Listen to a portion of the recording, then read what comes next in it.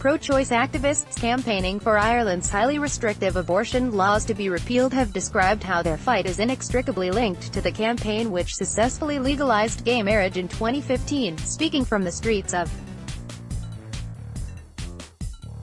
Dublin just before the country heads to the polls for Ireland's sixth referendum on abortion, campaigners told HuffPost UK how the issues of sex, sexuality and women's bodies are intertwined in Ireland. Oonagh Murphy, a repeal campaigner, said many activists who led the gay marriage campaign are the same people now at the centre of the yes camp. I think the solidarity shown by gay men is absolutely phenomenal in this campaign, she said, explaining that a number of canvassing groups are led by the gay community. I think there's the sense of like, you were there for us, we are gonna be here for you, sisters. Murphy continued, I think what it connects to is a sense that as a queer person you understand that the narrative that's been driven by the No campaign, by the anti-repeal campaign, is a narrative that is extremely heteronormative. A.L.B. Smith, the co-director of the Together for Yes campaign, agreed, adding that many LGBTQ people have been involved in pro-choice politics for a really long time.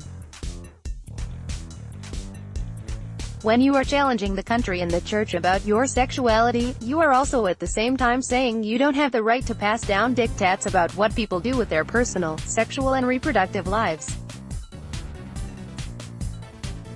So for me, there's never been a kind of do I do one or the other, the two have always been so closely connected, Smith added.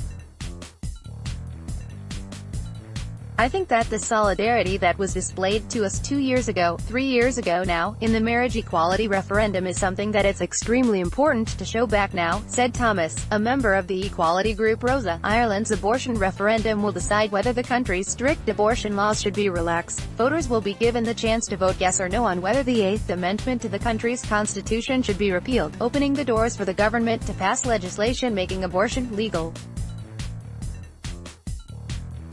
The 8th Amendment currently says the unborn child and the mother have an equal right to life. Under the country's new laws, if the amendment is repealed, women in Ireland could legally obtain an abortion within the first 12 weeks of pregnancy and up to 24 weeks in cases where the woman's life or health was at risk.